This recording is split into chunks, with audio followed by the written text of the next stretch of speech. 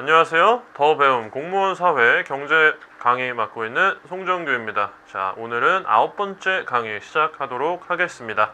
자, 오늘 살펴볼 토픽은 환율과 외환시장 되겠습니다. 자, 환율이 뭔지 먼저 살펴보죠. 환율은 무엇이냐? 자국화폐와 외국화폐의 교환 비율이다. 이 정도는 다 아시죠? 자, 원달러 환율 얼마인가요? 지금 뭐 요새 한 1,200원 정도 하죠? 예. 자, 1,200원. 1,200원이라고 이제 해보면 이게 무슨 얘기냐면 달러 한 단위와 우리나라 화폐 원과의 교환 비율이죠. 달러 하나를 얻기 위해서는 원을 1,200개를 줘야 된다. 그 얘기죠. 네, 그래서 환율은 자국 화폐와 외국 화폐의 교환 비율이다. 네, 그렇죠. 자, 외환시장. 외화의 수요와 공급에 의해 환율이 결정되는 시장이다. 예, 무슨 얘기냐면 자, 외환도 시장에서 거래된다는 얘기죠. 달러도 시장에서 거래된다는 얘기입니다. 그리고 수요와 공급이 있고 그래서 그 두 가지에 의해서 환율이 결정된다. 자, 무슨 얘기일까요? 환율이 시장에서의 가격과 같은 역할을 한다는 그런 얘기가 되겠죠. 네.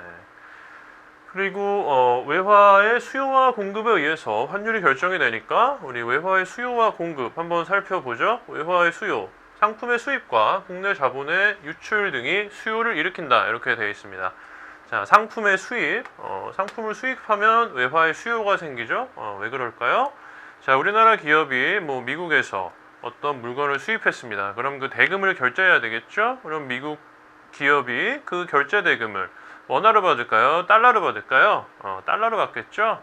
그러니까 우리나라 기업에서 기업이 외환시장에 들어가서 원화를 주고 달러를 사서 그 외국의 미국의 그 기업에다 송금을 해야 되죠. 네, 그래야지 대금의 결제가 이루어지죠. 그래서 상품이 수입될 경우에는 수입 업체가 달러를 구입해서 대금을 결제해야 된다. 그렇기 때문에 그것이 외화의 수요가 된다. 이런 얘기가 되겠습니다. 국내 자본의 유출 등이 또 수요를 일으키죠. 국내 자본의 유출은 뭘까요? 우리나라 사람이 뭐 미국 주식에 투자하는 경우, 그런 경우가 되겠죠. 우리나라 사람이 미국 주식에 투자를 하려면 자기가 원화로 가지고 있던 자산, 현금 뭐 이런 거를 달러로 바꿔서 미국 주식에 투자를 해야 되겠죠. 그럼 그 사람은 외환시장에서 원을 주고 달러를 사게 되는 거죠. 네, 그렇기 때문에 외화의 수요가 된다. 그리고 외화의 공급 한번 살펴보죠. 자, 상품의 수출과 외국 자본의 유입입니다. 자, 수출. 우리나라 기업이 외국에 물건을 수출을 했죠. 미국의 어떤 기업에 수출을 했습니다. 예, 그러면 돈을 뭘로 받죠? 달러로 받죠? 달러를 받았습니다. 그러면은 그 기업이 또 우리나라 원화로 환전을 하겠죠. 그럼 그 달러로 받은 수출 대금을 외환시장에 들어가서 그 달러를 파는 겁니다. 그리고 원화를 사는 꼴이 되는 거죠. 예, 그래서 그것이 외화의 공급이 된다. 외국 자본의 유입. 예, 어떤 미국 사람이 우리나라 주식에 투자를 하려고 하면 자기가 가지고 있는 달러를 팔아서 원화를 사야 되겠죠. 그래서 교환을 해서 우리나라 주식에 투자를 하게 됩니다. 그런 것이 이제 외화의 공급이 된다. 그러니까 외화의 수요가 일어나려면 달러를 사야만 되는 상황이 생기면 외화의 수요가 발생을 하는 거고, 그리고 외화의 공급은 뭡니까? 원화를 사야만 되는 상황이거나 아니면 달러를 팔아야만 되는 상황이 되면 외화의 공급이 발생하는 거죠. 그래서 우리 외화의 수요와 공급 그리고 환율 요거를 좀 익숙한 그래프를 통해서 한번 보죠. 자, 늘 봐오던 그래프죠. 자, 여기는 가격이 있고 수요와 공급. 우리가 시장을 공부할 때 늘 봐왔던 인상적인 그래프, 익숙한 그래프입니다. 예, 여기서 한 가지 차이가 있다면 바로 이거죠. 이 시장 공부할 때는 여기 P가 들어갔죠. 여기는 P 스타고, 예, 가격이 환율로 바뀌었다는 부분, 이 부분 빼고는 동일하다. 예. 그런 얘기입니다. 자, 우리 외화의 수요와 공급에 대해서 잠깐 얘기를 했었는데요. 다시 한번 좀 더 자세하게 보죠. 이거를 보고 외화의 수요가 증가할 때 또 환율이 어떻게 변하는지 그거를 그래프를 통해서 살펴보도록 할게요. 자, 외화 수요의 증가 원인, 수입 증가. 외국의 수입 대금을 지불하기 위한 외화 수요의 증가. 아까 얘기했었죠? 외국의 회사에 수입 대금을 지불하려면 달러를 사서 줘야 되기 때문에 원화를 달러로 바꿔서 줘야 되기 때문에 자, 그때 수요가 생긴다. 자본 유출, 아까도 얘기했었는데 내국인이 외화 표시 자산을 매입하거나 아까 얘기했죠? 우리나라 사람이 미국의 주식을 사려면 자기가 가지고 있는 원화를 달러로 바꿔서 투자를 해야 되기 때문에 수요가 일어나는 거죠.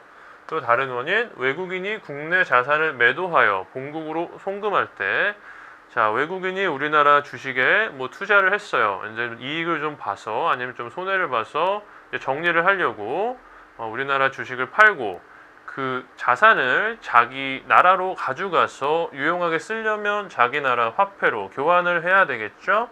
예, 그럴 때 외화 수요가 생긴다. 자, 국내 경기 호황 이것도 있죠.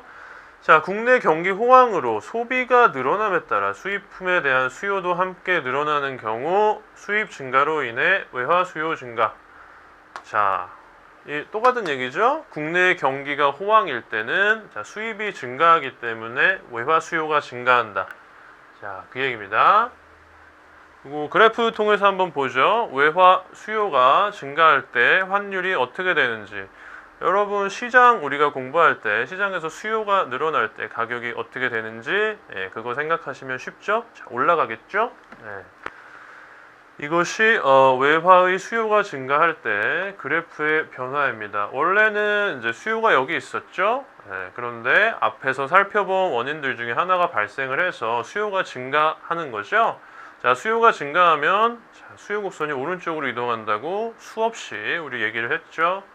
그래서 얘가 오른쪽으로 증가한다. 그러면 어떻게 됩니까? 자, 환율이 이렇게 올라가고 외환 시장에서의 거래량 또한 증가하게 됩니다. 자, 우리 시장하고 되게 비슷하죠? 환율의 수요가 증가하는 원인만 여러분이 잘 기억을 해놓으면 이 부분도 어렵지 않게 넘어갈 수가 있죠. 다음은 외화 공급을 봐야 되겠죠? 수출 증가. 수출 대금을 원화로 바꾸기 위해 외화의 공급 증가. 예. 우리나라가 이제 돈을 받는 거죠. 수출을 하면 물건 대금을 받아서 그것을 기업이 또 유용하게 쓰려면 원화로 바꿔야 되겠죠. 그럴 때 외화의 공급이 증가된다. 자, 자본 유입. 우리 아까 얘기했듯이 해외 자산을 매도한 금액을 원화로 환전하거나 외국인이 원화 표시 자산을 매입하는 경우. 자, 이거 같은 경우에는 우리가 좀 전에 얘기했었던 미국 사람이 한국 주식을 사는 경우, 거기에 해당하는 거죠. 원화 표시 자산이면 우리나라 자산을 얘기하면 되겠습니다. 뭐 주식이라든지 부동산이라든지 뭐 그런 것들이 되겠죠. 내국인이 해외 자산을 매도한 금액을 원화로 환전할 때, 자, 우리나라 사람이 미국의 주식에 이미 투자를 해놨어요. 그래서 이득을 받습니다. 그래서 우리 그 주식을 정리를 하려고 해요. 그러면은 그 주식을 팔아서 판 돈을 달러로 받겠죠. 그것을 자기가 또 쓰려면 원화로 환전을 해야 되겠죠. 그러면 달러를 파는 것과 같은 거죠. 그래서 이런 경우에도 외화 공급이 증가한다. 자, 마지막으로 해외 경기 호황, 또 수출 증가하고 같은 얘기죠. 외국의 경기가 좋아져서 소비가 늘어나고 사람들이 물건을 막 사재끼면 우리나라 수출품도 살 거라는 거죠. 그래서 수출이 증가하게 된다. 자, 위에서 여기서 본 첫 번째와 같은 원인으로 외화의 공급이 증가한다. 그 얘기가 되겠습니다. 자, 그래프 한번 살펴보죠. 자, 외화의 공급 증가.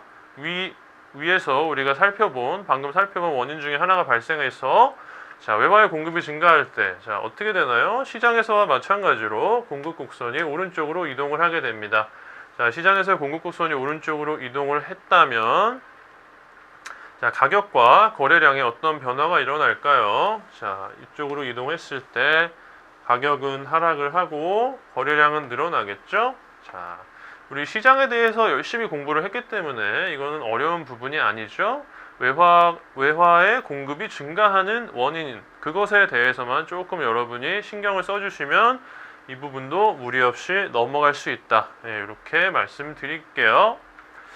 자, 다음으로 넘어가겠습니다. 자, 환율의 변동과 경제적 효과인데요. 자, 예를 들어서 원달러 환율을 한번 생각을 해보죠. 우리나라와 미국이 무역을 할 때뿐만 아니고 미국이 무역을 하는 모든 나라는 달러를 매개로 거래를 하겠죠. 그게 무슨 얘기냐면 기축통화라는 얘기죠. 달러가 전 세계 수많은 곳에서 달러가 거래되기 때문에 달러의 가치는 원 달러 그 시장에서만 결정되는 게 아니죠. 수많은 요인이 달러의 가치에 영향을 미치게 됩니다. 예, 그래서 우리가 뭔가 캐치하지 못하는 그런 이유로 환율이 상승하거나 하락할 수가 있죠. 예, 그럴 때 우리나라 경제에 어떤 영향을 미치는지 한번 살펴보도록 하죠.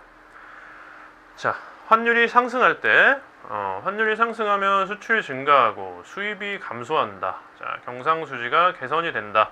수출이 증가하고 수입이 감소되면 흑자가 늘어나든지 적자가 줄어들든지 하겠죠.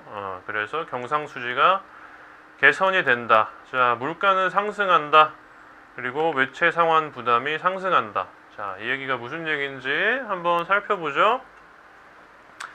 자, 어느 날 달러가 원래 1,000원이었는데 갑자기 달러가 상승을 했다고, 달러의 가치가 상승을 했다고 한번 해보죠. 죄송합니다. 달러의 가치가 상승한 것이 아니고 환율이 상승한 거죠. 환율이 상승하면 달러의 가치가 떨어졌다는 얘기입니다. 1,200원으로 상승을 한번 했다고 해보죠. 자, 근데 우리나라의 어떤 기업이 1,000원짜리 물건을 만들고 있었습니다. 그래서 이거를 상품 A라고 할게요. 상품 A를 미국에 우리 기업이 수출을 하고 있었어요. 자, 그러면은 이 기업이 미국에 수출할 때 뭐 운송비나 이런 게 없다고 하면은 얼마인가요? 1,000원짜리 미국에다 갖다 팔면 자, 1달러죠. 환율이 1,000원이니까 1달러가 됩니다. 그런데 환율이 1,200원으로 뛰었어요. 그러면 얼마가 됩니까? 이때는 이 똑같은 물건이 더 싸지는 거죠. 미국에서. 자, 12분의 10, 즉 6분의 5달러가 되는 거죠. 그렇기 때문에 우리나라 제품의 가격이 외국 소비자 입장에서 봤을 때는 싸지는 거죠. 그러니까 수출이 증가하게 되는 거죠. 예. 그리고 수입이 감소하는 것도 뭐 비슷한 원리입니다. 우리나라에서 어떤 업체가 1달러짜리 미국 물건을 수입을 한다고 가정을 한번 해보죠. 자, 1달러짜리 물건을 수입했을 때 운송비나 세금 같은 거 없다고 가정을 하면 우리나라에서 얼마인가요? 1,000원이죠. 환율이 오르기 전에는 1달러짜리 수입했을 때 국내 소비자들이 그 물건을 1,000원에 살 수가 있습니다. 환율이 올랐다고 한번 해보죠. 1,200원으로. 그러면 1달러짜리 수입했을 때 우리나라 소비자들이 그 물건을 얼마에 사야 되죠? 1,200원에 사야 되는 거죠. 예. 그렇기 때문에 환율이 상승할 경우 수입품의 가격이 올라가는 효과가 생기는 거죠. 그래서 환율이 상승할 때 수입이 감소된다. 자, 경상수지 개선 같은 경우에는 뭐 수출 증가하고 수입 감소하면 경상수지가 개선이 되는 거죠. 그리고 물가 상승. 물가는 왜 상승하느냐? 자, 환율이 1,000원에서 1,200원으로 올랐을 때 자, 수입품의 가격이 1,000원에서 1,200원으로 오르는 거죠. 우리나라 수입 많이 하죠. 전체적으로 수입품의 가격이 쭉 오르다 보면 물가도 동반하여 상승할 수밖에 없다. 그리고 외채 상환 부담, 외채를 상환하는 게 좀 더 부담스러워진다는 얘기죠. 자, 우리나라가 뭐 1달러를 빌렸어요. 옛날에 환율이 오르기 전에는 원화로 1,000원만 부담하면 됐는데 환율이 올라서 1달러를 상환을 하려면 1,200원을 부담해야 된다. 자, 그런 얘기죠. 그래서 외채 상환 부담이 가중된다. 그것이 이제 환율 상승 효과 중에 하나가 되겠습니다.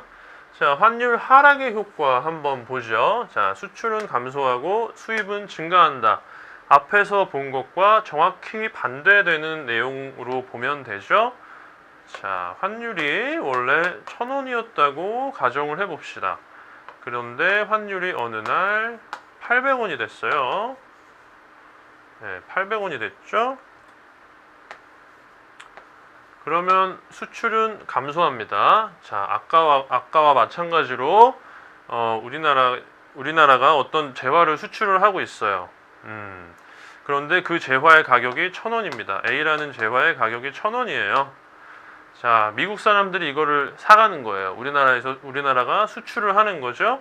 자, 환율이 하락하기 전에는 달러 가치로 얼마였나요? 환율이 1,000원이니까 1불이면 살 수 있었습니다.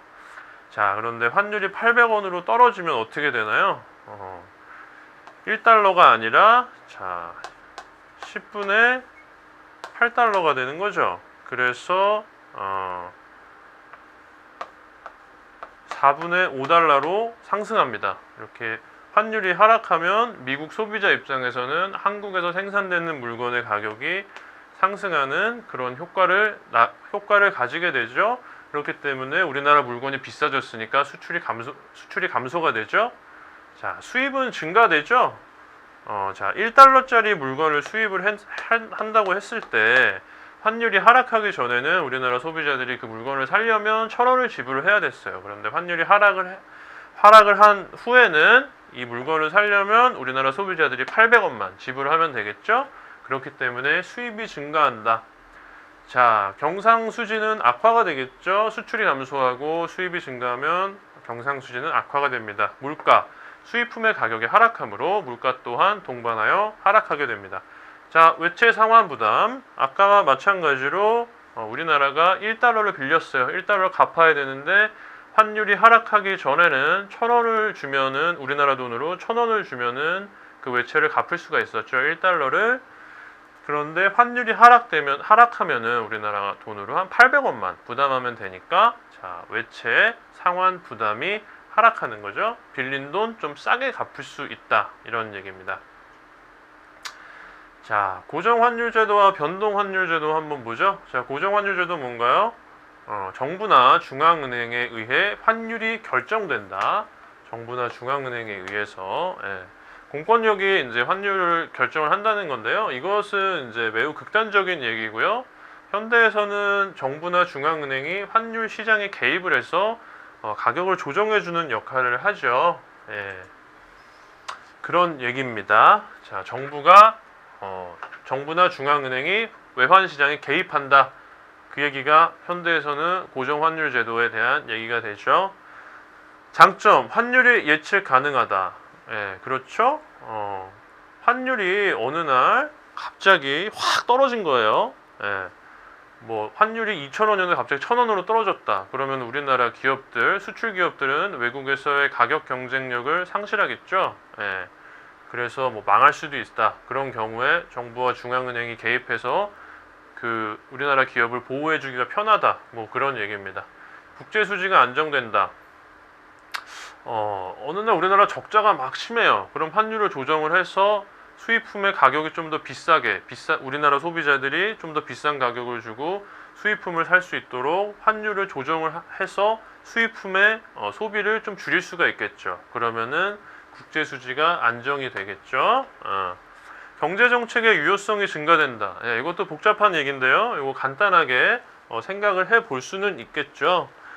자, 우리나라가 외국에서 세계 경제의 업다운 그것으로부터 영향을 받을 수밖에 없는데, 자, 환율을 정부나 중앙은행이 좀 조절을 함으로써 그 여파를 최소화할 수 있겠다. 그런 얘기입니다. 단점, 균형 환율에 의한 경제 변수의 자동 조절 기능이 상실된다. 요즘 어려운 얘기 같지만 자, 경제에는 수많은 변수들이 있습니다. 가격뿐만 아니고 뭐 거래량 비롯해서 환율 또 많은 변수들이 있는데요. 그런 경제 변수들이 자동 조절 기능이 상실된다. 자동 조절 기능이 무슨 얘기냐 하면 우리가 시장에 정부나 제3자가 개입하지 않았을 때 어떤 균형에서 가격이 결정되는 거죠. 우리 완전경쟁시장 같은 경우 기억해 보면 그 균형이랑 굉장히 좋은 거였습니다. 사회적 후생을 극대화하는 그런 거였죠. 그래서 그런 균형으로 자동적으로 시장에 가게 돼 있는데, 자, 고정 환율 제도 때문에 정부나 중앙은행이 정부나 중앙은행이 외환시장에 개입하면 자, 경제 균형의 특유의 좋은 기능을 상실할 수가 있다. 그런 얘기죠. 무역 분쟁의 발생 가능성이 증가한다. 고정 환율 제도를 통해서 수입품의 수입을 좀 감소를 시키고 우리나라 수출을 많이 늘릴 수가 있겠죠. 정부가 인위적으로 환율을 조정함으로써. 그래서 이제 외국에서 무역 상대국에서 야 너네 왜 너네 혼자만 이익 보려고 하냐 이러면서 무역 분쟁을 걸어올 수 있다는 얘기죠. 변동환율 제도 한번 볼게요. 자, 의미는 시장 원리에 의해 환율이 결정된다. 냅두는 거죠. 장점, 국제 수지를 비롯한 경제 변수가 균형 환율에 의해 자동적으로 조절된다. 시장의 특유의 기능을 얘기하는 거죠. 시장을 그냥 냅두면 지들이 알아서 최적의 균형점으로 옮겨가기 때문에 자동으로 시장이 알아서 기능을 한다. 최적의 균형을 찾아간다. 그런 얘기죠. 자, 경제 정책의 유효성이 감소하는 게 단점이 되겠습니다.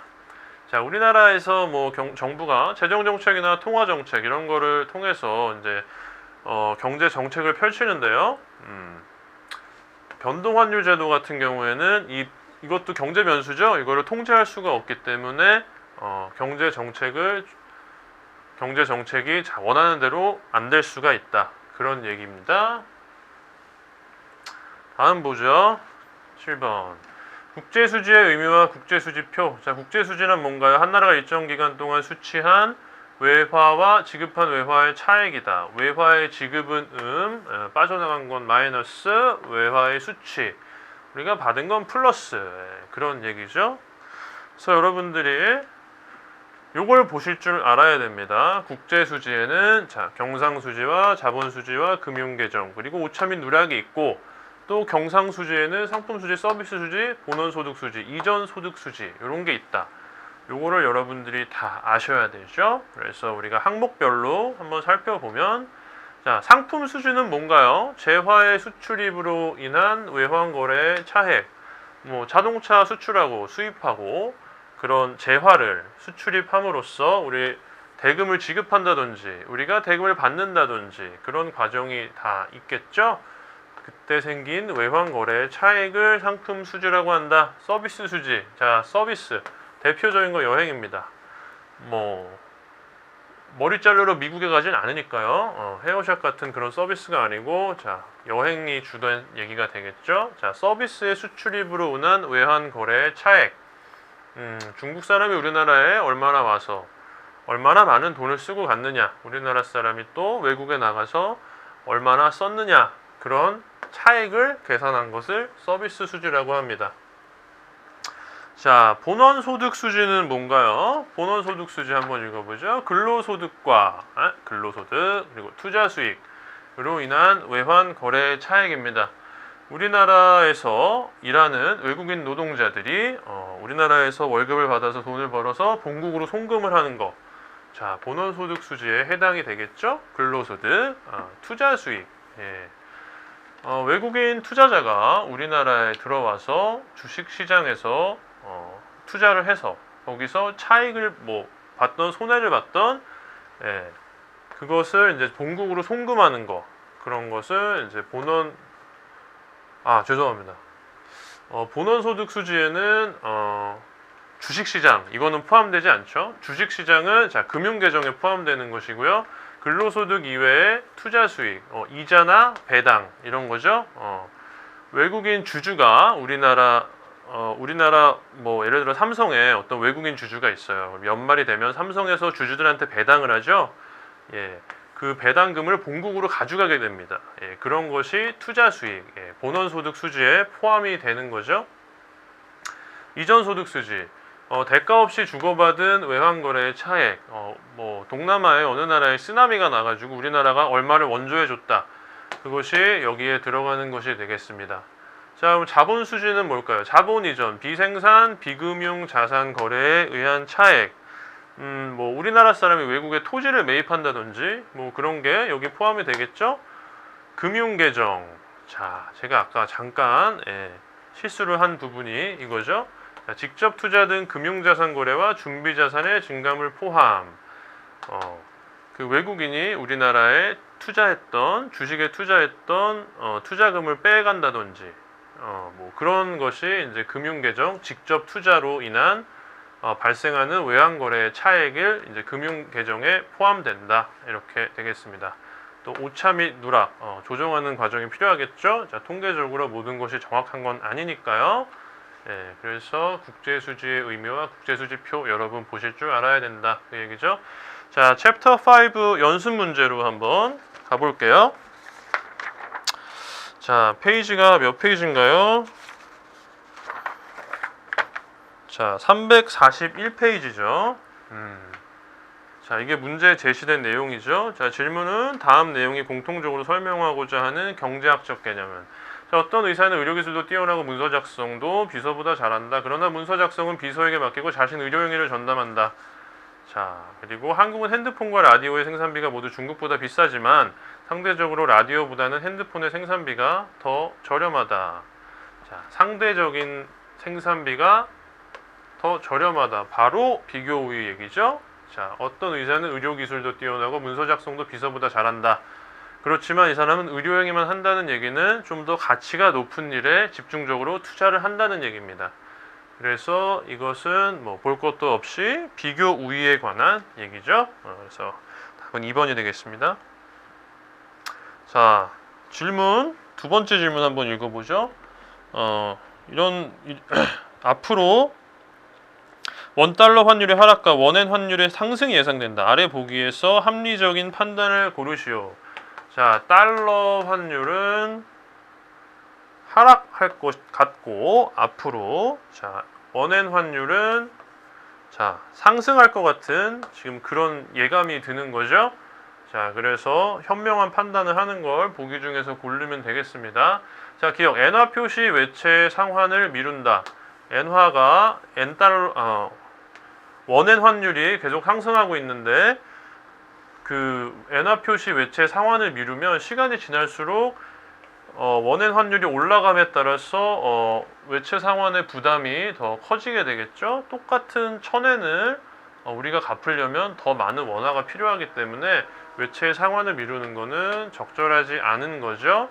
자, 보유하고 있던 달러를 원화로 환전한다. 자, 달러 가치가 원달러 환율이 하락을 하고 원달러 환율이 하락을 하고 있기 때문에 달러 계속 보유하고 있으면 그 원화로 바꿨을 때 점점 손해가 많이 나게 되겠죠. 그래서 환율이 하락하기 전에 빨리빨리 달러를 원화로 환전하는 게 좋겠다. 네, 맞는 얘기입니다. 디귿 일본 여행을 갈 좋은 기회이다. 예, 맞죠? 우리가 일본 여행 가려면은 원화를 엔화로 바꿔야 되는데 원화 환율이 계속 올라가고 있으면 똑같은 엔화를 사려면 더 많은 원화를 지불해야 되겠죠? 그렇기 때문에 일본 가서 똑같은 돈을 써도 더 많은 원화로 소비해야 된다. 똑같은 엔을 쓰려면 한국 관광객 입장에서는 더 많은 비용이 든다. 그렇기 때문에 일본 여행을 엔화가 더 오르기 전에 갔다 오는 게 좋겠다. 그런 얘기죠. 리을 미국에서 수입한 물건의 대금을 서둘러 결제한다. 예. 미국에서 수입한 물건의 대금, 자, 달러로 줘야 됩니다. 그런데 달러는 하락하고 있어요. 원달러 환율은. 예. 그래서 물건의 대금의 결제를 미루면 미룰수록 한국 기업이 부담해야 되는 원화는 좀 줄어들게 되겠죠. 그렇기 때문에 서둘러 결제하지 말고 좀 미뤄두자. 예. 그래서 요거 두 개가 맞는 얘기가 되겠습니다. 다음 문제 한번 보죠. 세 번째 문제 한번 읽어볼게요. 다음 국제수지표에 대한 설명으로 옳은 것은 이렇게 돼 있죠. 자, 그리고 이런 표가 주어져 있습니다. 자, 1번 보기 한번 보죠. 마이크가 떨어졌네요. 이거 좀 끼고 할게요. 자, 1번 보기 한번 보죠. 자본수지에는 증권 투자가 포함된다. 우리 앞에서 얘기했을 때 증권 투자는 금융계정에 포함되는 거였죠. 그렇기 때문에 1번은 틀렸고요. 2014년 말에 외환 보유고는 2013년 말에 비해 증가하였다. 자, 이게 요걸 더한 값이 양이 되면은 외환 보유고가 증가한 것이고 음이 되면은 외환 보유고가 감소한 것입니다. 그래서 요거 다 더하면 양의 값이 나오겠죠? 얼마가 나옵니까? 95가 나오죠? 예. 그래서 2014년 여기는 95가 나오고 여기는 55가 나오죠? 그래서 2014년 말에는 외환 보유고가 55억 달러만큼 증가했겠죠? 그래서 2번은 맞죠? 3번 2014년 말에 경상수지 적자 규모는 전년도에 비해 증가하였다. 자, 국제수지표에서 이 값이 플러스가 나오면은 흑자입니다. 마이너스가 나오면 적자예요. 자, 그렇기 때문에 55억 달러만큼 흑자를 본 거죠. 네. 그래서 적자 규모가 증가하였다는 말은 틀렸고요. 자, 4번은 2014년에 자본계정과 금융계정의 적자 규모는 전년에 비해 증가하였다. 자, 이것도 틀린 얘기죠. 플러스로 하면은 플러스 값이 나온다는 것은 흑자라는 얘기입니다. 흑자. 그래서 적자는 아니다. 네, 그래서 2번이 맞는 얘기입니다. 자, 다음으로 4번 문제 한번 볼게요. 자, 문제 한번 읽어보죠. 다음은 라디오와 냉장고만을 생산하는 A국과 B국의 생산 가능 곡선이다. 자, 이겁니다. 자, 두 나라의 자원 보유량은 동일하고 이 그래프를 보고 알 수 있는 사실 중 옳지 않은 것은. 자, 보기가 나와 있어요. 이제 보기를 한번 쭉 읽어보게 되면 비교 우위에 관해서 묻는 문제라는 것을 알 수 있죠.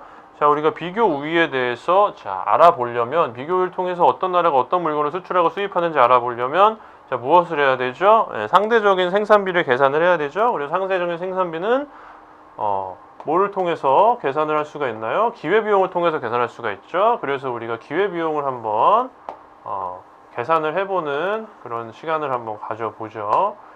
자, A국, B국에서 두 나라에서 한 라디오와 냉장고를 생산을 하는 거죠. 자, 기회비용을 한번 살펴볼게요. 라디오를 하나 더 생산할 때 냉장고 몇 개를 포기해야 되느냐, 이것이 이제 기회비용이 되겠죠. 라디오 하나 더 생산한다는 것은 이 점에서 이 점으로 옮겨가는 게 되는 겁니다. 그래서 요만큼 라디오를 생산을 하려면 냉장고를 몇 개 포기해야 되느냐. 자, 기울기가 2니까 하나 더 생산할 때 반 개만큼 포기하면 되겠죠. 그래서 여기는 0.5가 옵니다. 그래서 A 같은 경우 또 냉장고를 한번 볼까요? 자, 냉장고 하나 더 생산할 때 포기해야 되는 라디오의 개수. 자, 이쪽으로 내려오는 거죠. 냉장고를 이렇게 하나 더 생산을 하려면 라디오를 이만큼 포기해야 되는 거죠. 그러니까 요건 한 2개 정도 되겠어요. 기울기가 2니까. 자, B 한번 보죠. B국에서 라디오를 하나 더 생산할 때 이렇게 올라가는 거죠. 자, 기울기가 1이니까 요만큼 올라가는 그 교환 비율도 1이 되겠죠. 내려올 때도 마찬가지죠. 1이죠. 그래서 라디오의 경우 어느 나라의 상대적인 생산비가 더 저렴하냐 하면 A국이죠. 그래서 생산을 하는 거죠. 냉장고 같은 경우 두 나라 중에 어느 나라에서 상대적인 생산비가 더 저렴하냐? B죠. 그래서 비교 우위에 따르면 A국에서는 라디오를 수출하죠. B국에서는 냉장고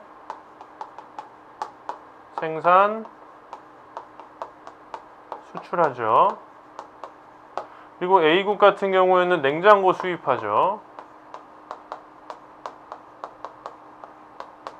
B국 같은 경우는 라디오를 수입합니다. 자, 요것이 결론이 되겠죠? 그래서 3번 읽어보면 냉장고 생산의 기회비용은 A국이 B국보다 작다. 어떤가요? A국이 B국보다 크죠? 그렇기 때문에 3번은 틀렸다. 그리고 다음 문제를 볼게요. 다음 문제는 5번인데요. 자, 이제 5번 문제 한번 볼게요. 5번 문제 한번 읽어볼게요. 다음과 같은 국내 원달러 외환시장의 변화에 대해서 옳은 것은 그런 얘기죠. 자, 이 그림 뭔가요? 수요곡선이 오른쪽에서 왼쪽으로 이동했죠.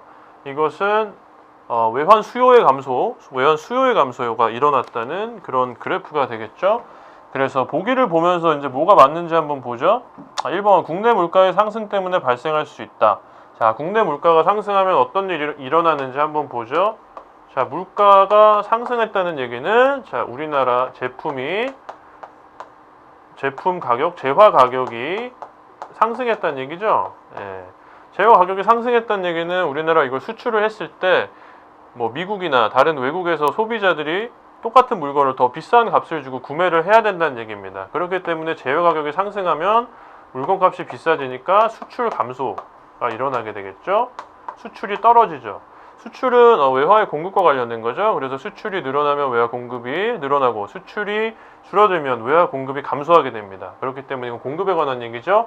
그래서 해당 사항이 없고요. 그 다음에 2번 볼게요. 대미 수출이 증가할 때 나타난다. 자, 수출이 증가했다는 얘기, 일본에서 봤던 것과 마찬가지로 외환시장의 공급이 증가한다는 얘기죠. 해당 사항이 없습니다. 3번 달러화에 대한 원화 가치가 하락한다. 예. 이런 현상이 발생을 하면 자, 수요가 감소했을 때 균형점이 이쪽에서 일로 이동을 하게 되는데 이때 환율은 하락하게 되고 거래량은 감소하게 되죠. 자, 이렇게 우리 직선을 그어보면 알 수 있죠. 자, 이건 이렇게 이동을 하고 자, 얘는 이쪽으로 이렇게 이동을 합니다. 그래서 외환 수요가 감소할 때 환율이 하락한다. 자, 이것이 원화 가치가 하락했다는 의미인가, 상승했다는 의미인가, 이걸 한번 살펴보죠. 자, 환율이 하락했다는 얘기는 뭐 예를 들어 보면 원래는 환율이 1,200원이었는데 외환시장의 수요의 감소에 의해서 이게 1,000원으로 하락했다는 얘기잖아요. 네, 이걸 한번 살펴보죠. 자, 이것은 뭡니까? 달러의 가치죠. 1달러의 가치는 자, 우리나라 돈으로 1,200원이었는데 1달러의 가치가 우리나라 돈으로 1,000원으로 하락을 한 거죠. 이건 달러의 가치입니다. 그럼 원화의 가치를 한번 살펴보죠. 이것을 바로 뒤집으면 원화의 가치가 되는 거죠.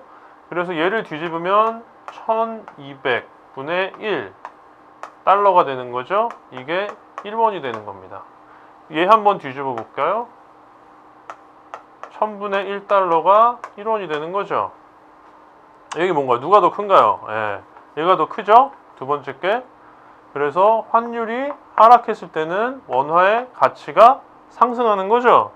그래서 3번은 틀렸다. 자, 그리고 4번은요. 내국인의 미국 국채 매입 감소가 원인일 수 있다. 자, 우리나라 사람이 외국 자산을 획득을 하는 거죠. 그러려면은 원화를 달러로 바꿔야 되겠죠. 그래서 이제 외화에 대한 달러에 대한 수요가 발생하는 거죠. 근데 여기 4번 자세히 읽어보면 미국 국채 매입 감소, 수요가 감소했다는 얘기죠. 그러니까 5번 같은 경우 4번이 정답이 되겠습니다. 자, 이로써 챕터 5 마칠 거고요. 다음 시간에는 경제활동과 국민소득 6장 보도록 하겠습니다. 자, 여러분 수고하셨습니다.